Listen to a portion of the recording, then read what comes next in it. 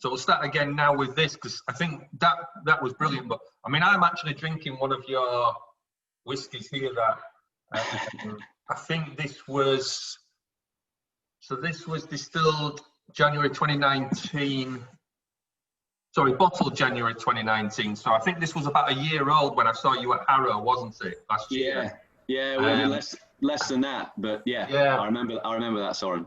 But what I want to kind of go back to is, so jumping right back to the beginning, I know you sort of say that you're not sort of an aficionado in whiskey, but what was sort of the first point where you decided, a distiller is the way to go for you?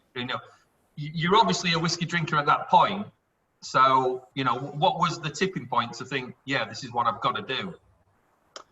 Yeah, so, I mean, it didn't happen overnight. Yeah, I mean, look, I've loved whiskey all my adult life, but, my collection certainly wouldn't have put anyone to shame.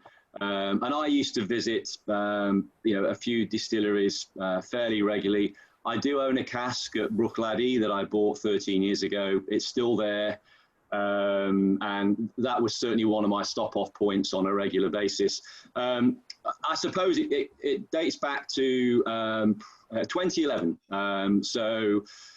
There was a guy who had done some work at the Scotch Malt Whisky Society tasting rooms in Farringdon in London, a guy called Darren Rook, who was starting the London Distilling Company. I think that's the right name. An article appeared in their kind of members magazine, and I happened to sort of catch up with him briefly one evening, and he probably wouldn't even remember, but he was telling me about what he got planned, and I just, there was just something about that conversation that never left me. I think I got home that evening and, flipped open my laptop and started doing some research into whether there'd ever been a whiskey distillery in the Peak District or Derbyshire. And then really over the next probably 3 or 4 years, I spent, some time when I had I got 3 kids, was working pretty hard. So it wasn't like a kind of full-on project week in, week out, but probably every couple of months, I tried to do some more research. I really tried to understand, I guess, the kind of the size of the ask. I mean, how do you go about doing these things? Certainly because I had no background in drinks or spirits. And so I guess, it was just one of those things that, it was a bit of a dream that just never left me. And I tried to spend some time on it and trying to sort of put together something that, I convinced myself it was going to be a good idea. And obviously it's a different question trying to convince other people and investors it's going to be a good idea. And what really happened, I suppose, around that time is that distilleries like the Cotswolds, like the Lakes in particular, were getting going. So it kind of gave me a little bit of confidence that, look, there's some other crazy people around here that think this might be a good idea. And so, I got to sort of 2015, late on 2015. And the honest story is that a good friend of mine, he passed away, and he had children the same age as me. And I just thought, do you know what? Life can be short, and I don't want to get to 70 years old or maybe, prematurely disappear sooner and wish I'd given this a go. So 2015 was kind of when I made the decision that I was going to give it a go. And that, I suppose, was the final tipping point in a pretty long story. The first thing I did was think, well, I'm kind of slightly at sea in terms of what I want to do here. And I suppose I didn't want to kind of look north of the border, no disrespect to Scotch. I mean, it's the reason I'm sat here today. There's lots of Scotch whiskey that I love, but I didn't want to build a Scottish distillery in England. I just thought that would be a mistake. It would be, an opportunity lost. I actually tried to track down some people in the American kind of craft distilling world, to get some inspiration, and that's largely where I started to put, I suppose, a little more meat on the bone. What were you doing before, Max? Well, so I'm no stranger to risk. I used to work for a company that was trying to develop a gold mine in Eastern Europe, which didn't end well. But yeah, I worked in the mining sector and I had more of a financial role. So I suppose, that was one of the things that I could bring to the table in terms of my experience was I had a pretty good idea of the process of raising money. I think there's lots of people in the world with lots of great ideas, and sometimes, getting all of that financial side of things together is one of the toughest challenges. Whereas for me, that was something that was, I felt very comfortable with at the time. So yeah, and that was because of my background. And and that's an interesting thing, that when you do talk to a couple of people that have kind of started distilleries or are involved with them, it's a totally different background to owning a distillery. So it's certainly coming from like gold mining or whatever to distilling is a big jump. Yeah, and I think it's. I suppose there's lots of businesses that are started up in lots of different sectors, and at the end of the day, whoever the founder is and whatever skill sets they have, you need to put a good team of people around you. In our case, it's a very small team, but I just had to identify very early on where the gaps were, and there's a fairly big obvious one in terms of making whiskey. But I think I was very focused early on what was starting to happen, I suppose, in the market in terms of there being more craft distilleries being established. I mean, certainly in North America, the numbers were eye-watering, and those were sort of a lot of the thoughts I had early on. Is how are we going to differentiate ourselves? How are we going to produce hopefully good whiskey, but how are we going to produce something that's also different, something that is has some uniqueness that for me, I wanted it to bear some relevance to where we're based. So those were a lot of the sort of questions I was mulling over, and then trying to have a lot of conversations with people and find people that could help me with some of those answers and just help me kind of develop some of those thoughts. So, sort of, who was that? I thought somebody was coming in then with a question. But so, jump into the whiskey then. You've already mentioned that you're looking for a lightly peated whiskey. So, first part of the question is, where are you getting your peat from? And I'm assuming we'll be talking Scotland. Probably by the taste of this, it's a mainland peat rather than an Islay peat. Yeah, that's right, Soren. I mean, we get our malt from Crisp. Yeah.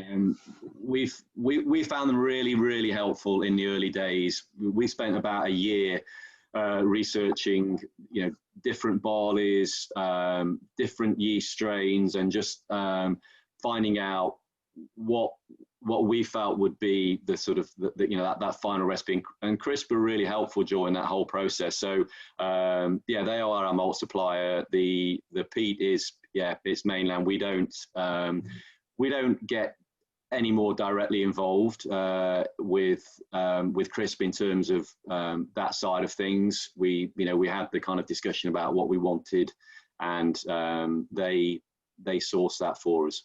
Yeah, I was going to say, I mean, it's probably coming from the same peat fields as what we take our peat from. So,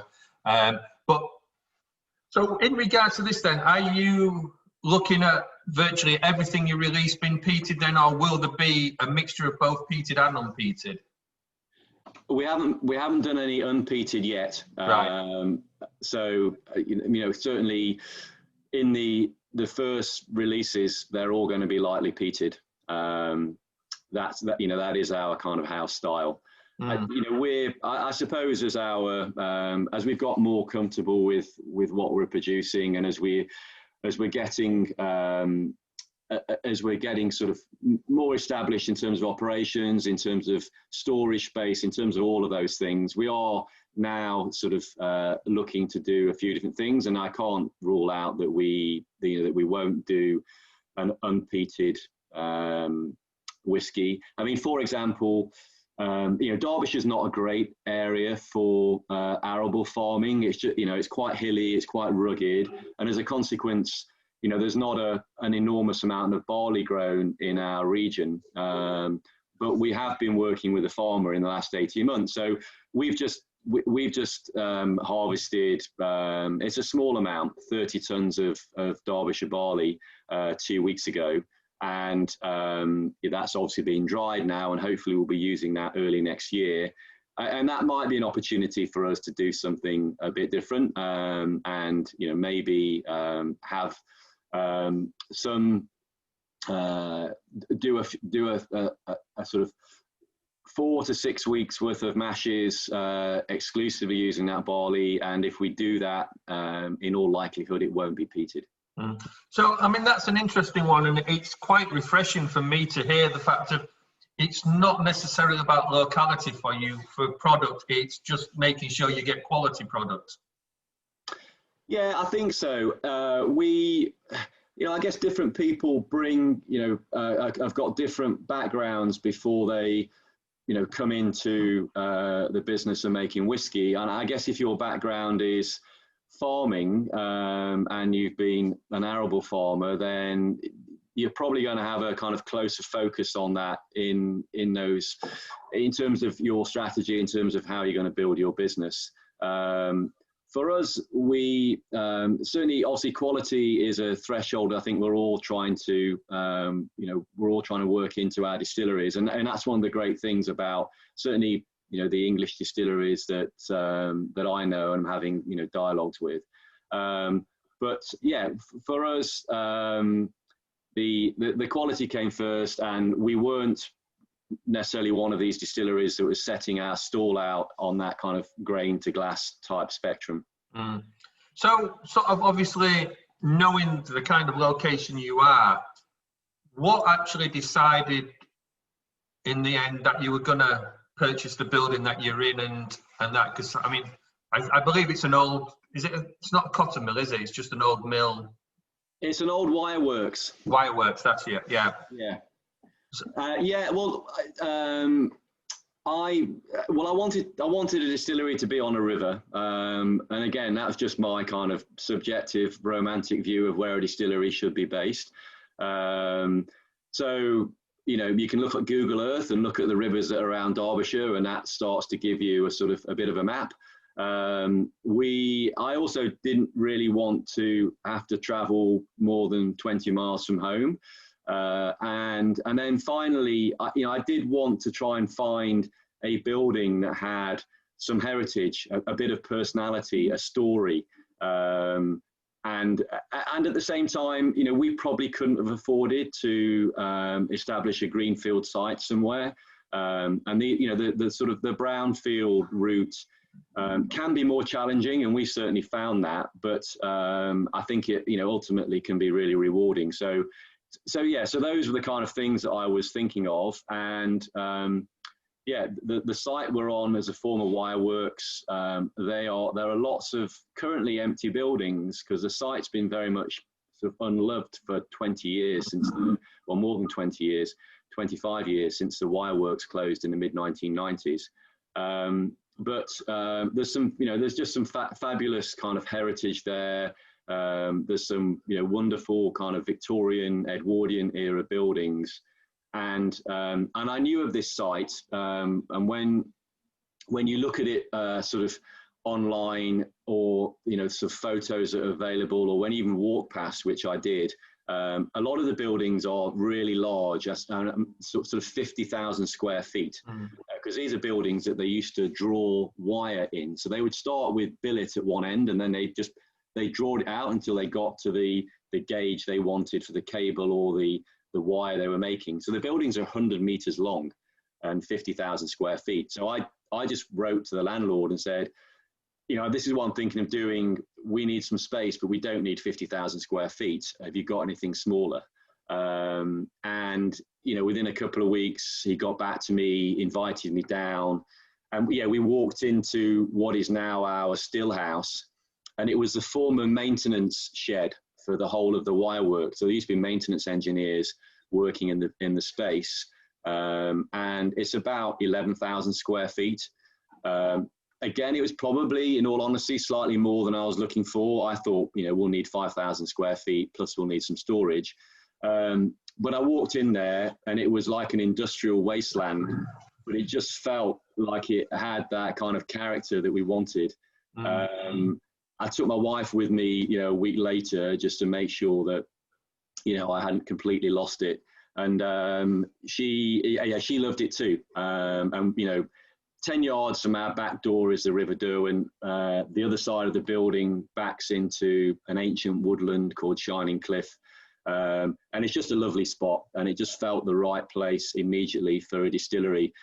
And, you know, in all honesty, I should have done some more due diligence, because there were lots of things that, you know, were hard work over the next 18 months. But we're absolutely delighted that we chose this spot. Yeah, because what I was sort of leading to with that is, obviously, if I'm right in my thinking, within the same building, you've obviously got warehousing as well. So is the sort of long-term plan that, have you got enough warehousing in the building you're in, or will it be to move into some of the other sheds that are on site in the future? Yeah, exactly, Soren. So that was one of the other really great things about this site for me, is there's 300,000 square feet of industrial buildings of various ages. I mean, the one we're in dates back to the 1890s, I think, and the main wire drawing sheds date back to the 1870s. But right next door to us, and kind of all along the river, there's plenty of additional space at the moment. Some of it is in, you know, almost in a state of dereliction. But for storing whiskey, you know, it's absolutely fine. It's relatively cold. It's relatively damp. It doesn't suit that many other businesses, and it's probably one of the reasons why, you know, they've lain empty for so many years. So yeah, we're really hopeful that we'll never run out of storage space on site. And we're actually just in the throes of taking another 10,000 square feet of space, which should be sufficient for our storage needs for the next 5 years. So yeah, so, you know, we're hoping that will remain the case. So with that then, with the warehousing side, I take it from the picture behind you, are you looking to do like a dunnage style, or will you be going into rack? Yeah, no, dunnage style. Yeah, we kind of look at it from the perspective, we've got no shortage of kind of square meterage. We like the dunnage style. I just, frankly, I prefer the look of it. But it also has some practical benefits as far as we're concerned. You know, any cask that we want to sample is generally pretty easy to access. Yeah. So that's the way we're going to go. And with that then, with future sort of bottlings and that, have you made a decision yet as to whether you will be doing age statements, or whether they'll just be nice fancy names, or, you know, has that decision been made yet, or is that just something you'll decide when you get to the point? Yeah, I mean, I don't think we're going to be making a big thing about age statements. You know, at the same time, we're, you know, determined to be really transparent about what we're doing. But look, you know, I don't have to tell anyone, I think, involved on today's call that, you know, that kind of battleground, I think, has been sewn up north of the border. So we're going to try and compete on a different basis. And with that then, so obviously we've determined the fact that you're going down the peated line, which obviously in today's kind of market is quite unusual for a distillery outside of Islay and places like that to make that decision. What is the long-term sort of focus? Are you looking to sort of make the English whiskey scene an English whiskey scene, or are you just going to go down the line of, look, what we produce is what we produce, full stop? Well, I suppose in terms of the second half of that question, Soren, look, you know, we think it's a good idea for the English whiskey category to try and work together in ways that kind of promote the sector. I think it's you know, we're all relatively small distilleries. You know, some of those distilleries that are out there already with their whiskey have had some, you know, some great early success, and I think that's, you know, that's just, it's not a surprise to me, and you know, we're hoping we can follow suit. But I think in the context of certainly a global market, I think we're stronger, you know, working together where we can, and also hopefully reinforcing what I believe are, you know, the values of the English distilleries that are out there at the moment in terms of trying to produce really good quality spirit, with that kind of, you know, that long-term view that we want English whiskey to become, you know, a category that has this kind of association with quality. And so I think, you know, we can work together to, you know, to try and underpin that, and also to try and just have a louder voice. Certainly, well, even domestically, but certainly internationally. Yeah, and I mean the nice thing that kind of, to me, sticks out for you as an English distillery especially is the fact that you are going all peated. You know, the rest of us have kind of gone down the line of mostly unpeated with some peated and doing it that way, whereas you know, you're already going to stand out the fact that your whiskey is going to be peated, full stop.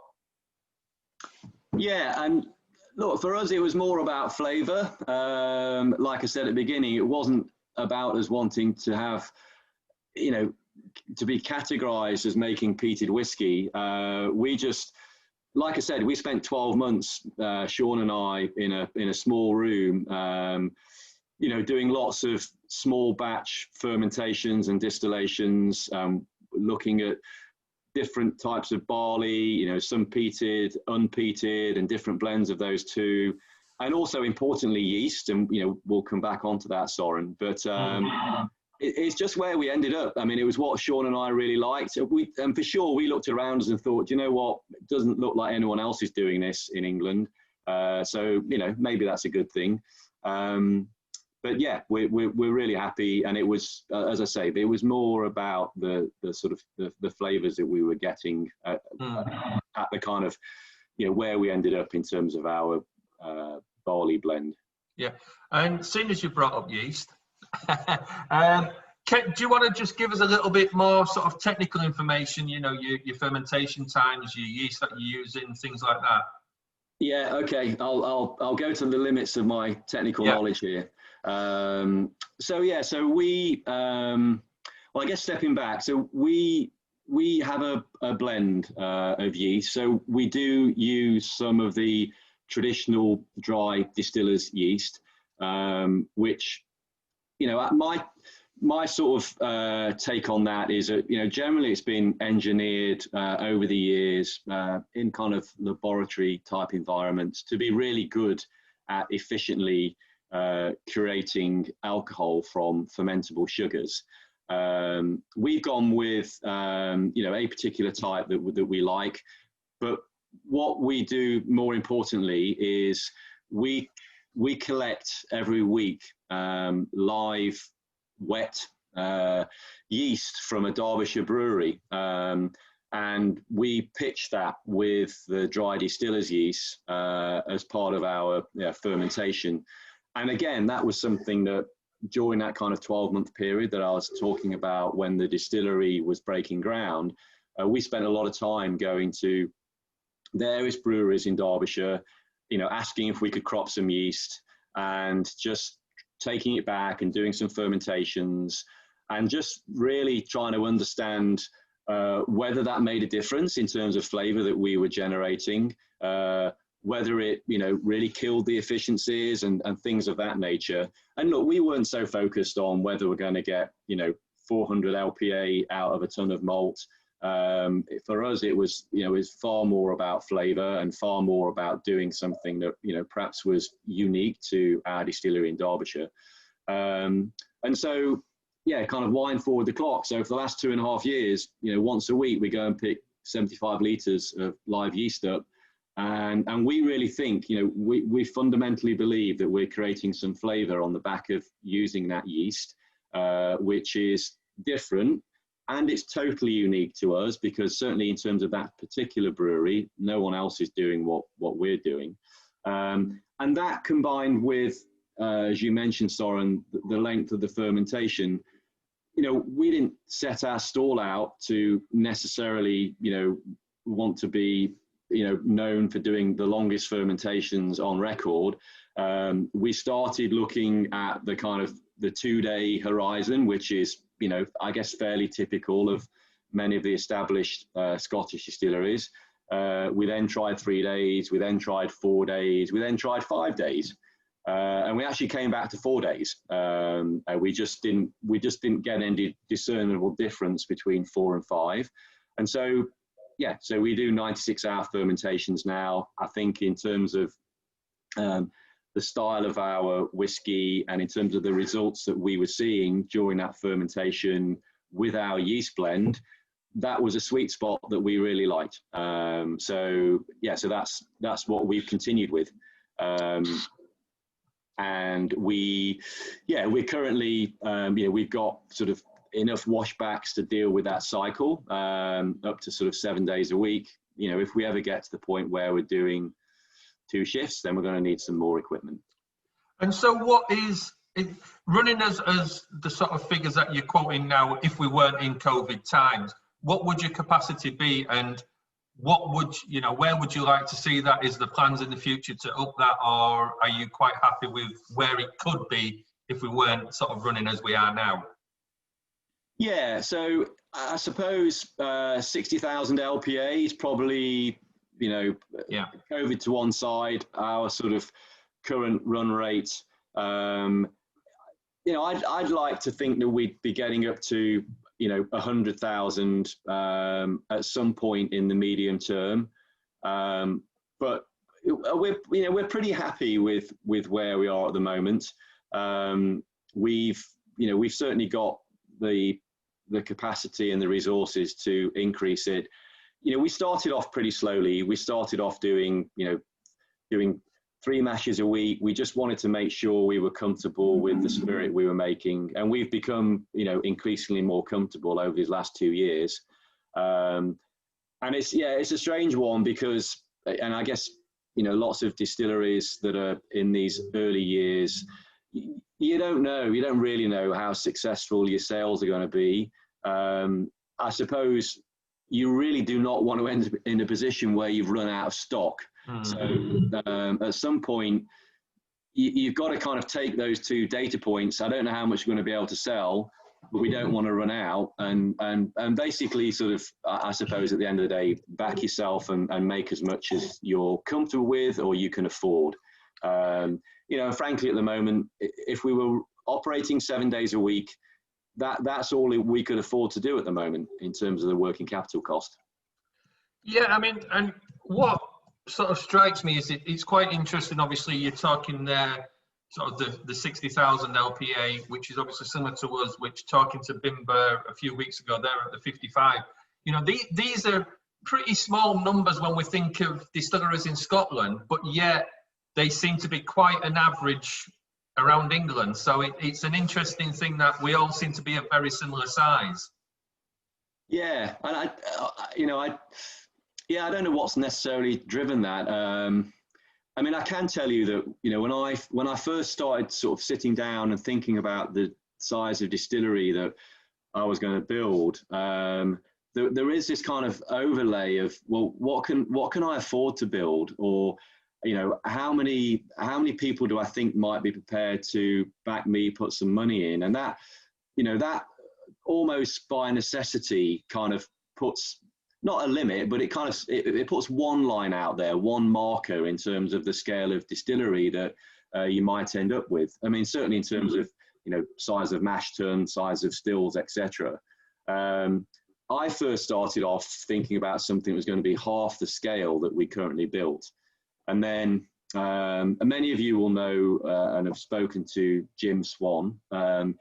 He we never really worked with Jim in any kind of formal capacity, but he was really generous with his time when I was just trying to put together a plan.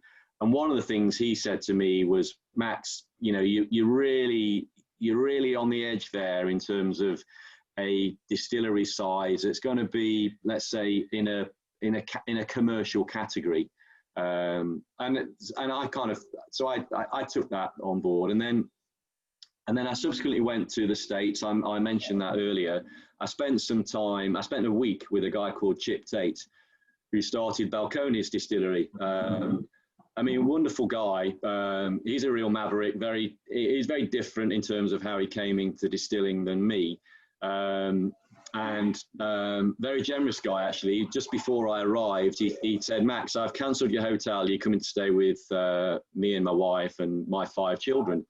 So I spent a week with Chip, and we discussed lots of things. But when I came home from that week, the first thing I did was I doubled the size of the distillery that I decided to build. And that was very much based on Chip's experience. And he said to me, Max, you need to back yourself here. And I can tell you my experience has been, I've lost one distillery, which he effectively did because he was so successful. He expanded, I think, by a factor of 10 or something like that, fairly early on in the first 2 or 3 years. I don't want to go through the coals of how, what happened on the back of that, but he's now no longer associated with Balcones. But yeah, he had some significant issues brought about because he ended up being far more successful than he'd ever envisaged, and he needed to expand his output. So I came away from certainly a week with Chip. Amongst other things, I just decided I was going to build something that's twice as big. But I guess to get back to your point, Soren, initially there was those financial constraints were also, very much, part of that decision. Yeah, and obviously with finance in mind, one of the questions that's come up from Simon, which is exactly the question I was about to ask you anyway. We're obviously coming up to a 3-year stage, probably next year. Is the plan to start releasing whiskies at 3 years for obviously needing to get finance back, or is it just going to be a case of, well, we'll release it when we need to release it, or when it's, when we feel it's exactly ready, rather than a financial sort of? Yeah, so we are planning to do a release next October. I wouldn't say it's purely driven by finance, Soren. I think part of it's impatience. Yeah. We're pretty happy with the spirit that we're making, and at this stage, and we've got no reason to believe we won't be comfortable putting out the release that we've got planned for October next year. Sure, it's going to be really nice to bring in some cash flow, but when you look at the size of the investment we've put into the distillery so far, both in terms of capital, in terms of working capital, sort of prematurely selling, I don't know, 3,000 to 5,000 bottles of whiskey isn't going to fundamentally move that needle. And so, you're absolutely right. We need to be comfortable, but those are our plans as things currently stand. I don't get any pressure from any of my investors. They're all kind of silent investors, and I make the decisions anyway. But it's not as if, I've got anyone breathing down my neck saying, Max, we need to start selling this stuff. And so with the whiskey that's coming up then, I know you use quite a few STRs, wine casks. What experiments have you done? What casks have you used? What can you actually tell us about? Yeah. We've got, principally, we've got 2 core wood styles. They're not nothing radical or totally unique. So we use ex-bourbon casks. We source those from Heaven Hills Distillery. I feel lucky, and I've only had the experience once, so that's my only point of reference. But I approached 4 sort of significant bourbon distilleries in Kentucky to see if I could source some casks direct. And I wasn't terribly hopeful, to be honest. I just thought most of them would sort of say, look, Max, you know, you're a bit too small, you know, go and deal with an intermediary. But actually Heaven Hills came back to me and they said, sure, you know, and Heaven Hills is still privately owned, you know, it's a family owned business. And I mean, there's certainly, you know, obviously a wealthy family, but I don't know whether that made any difference or not. And also coincidentally, the head of that family is the family's called Shapira and the president of the company is called Max Shapira. So I don't know whether the fact we shared a common forename made any difference, but yeah, he came back and said, look, happy to supply you with some casks, Max. You're just going to have to take a 40-foot sea container at the time. And I just thought, oh yeah, I've seen one of those, that'll be fine. But there's actually 209 casks in a sea container, in a 40-foot sea container. And it was quite a lot for us early on. But you know, we made that work. We sold a few casks on to other people. So that's our ex-bourbon cask. And then, yeah, we use the STR. And that was a conversation that I had with Jim Swan early on. Frankly, I didn't know a lot more about the cask style, but then Sean and I went out to see the cooperage in Porto. Really impressed with that setup. You know, it's a family-owned business. I think 4th generation. Sandra, who runs it now, you know, is a lovely lady, and we walked around there, and it was a bit like walking into our site. There's kind of this industrial heritage that still exists, and even in the form of their workforce, you know, there's a couple of guys there that I think have been there for 40 years, and we just loved the kind of the attention to detail they had with I guess the cask rejuvenation process. And the other thing that's nice about the STR cask, you know, aside from its kind of merits for aging spirit, but it's got, I suppose it's got this just headline, you know, description as an STR cask, but we've got 6 different varieties of STR casks in our dunnage. And there's lots of things that you can specify as a distillery in terms of what you want. So, you know, the headline is, you know, the STR cask is the STR cask, but there's a lot of detail below that. So we've got some with different char levels. One of the things that we've found, we just believe it works really well with our spirit, is we've replaced the heads on about 50% of our STRs with the original American oak, and they've been replaced in European oak. And it does make a difference. You know, it's probably, I've never done the maths exactly, but, you know, 15% or so of the surface area. And we just really like that kind of differential. So we've got lots of STRs that are all American oak, but certainly at least half of ours have got European oak heads. So, and then there's some other treatments. You can specify something called extra smoke. And this is to do with when they're charring the cask. Instead of when they put the flame out to stop the charring process, they basically put a big board over the open end of the barrel. It cuts off the oxygen supply and the fire goes out. Well, normally they just lift that board straight off, and the smoke that gets generated during that kind of phase of the fire going out just disappears into the roof void. But if you tell them to leave that board on for a while, then you get this kind of extra smoke permeating the wood. And so we've got a few casks with that extra smoke treatment as well. So yeah, we really like the STR cask. It's a very active cask. I'm sure, you know, many of you are aware and familiar with it. But it also, you know, there is some variety around the cask style that we as a distillery can choose. And we really like working with the cooperage as well. That's a very interesting thing, because I've not heard about that style of extra smoking. So have you filled any yet, and have you noticed any difference within that sort of liquid then? Yeah, we have.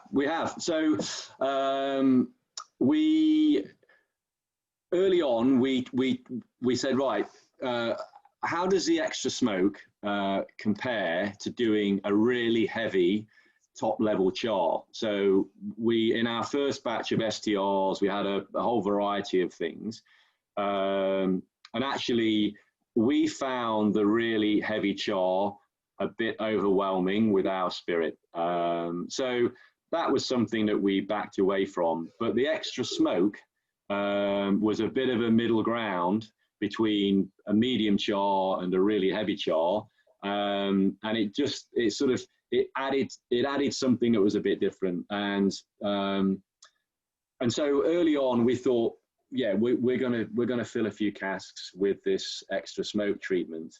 And interestingly enough, once many of these casks were 12 months aged and we were sampling them again,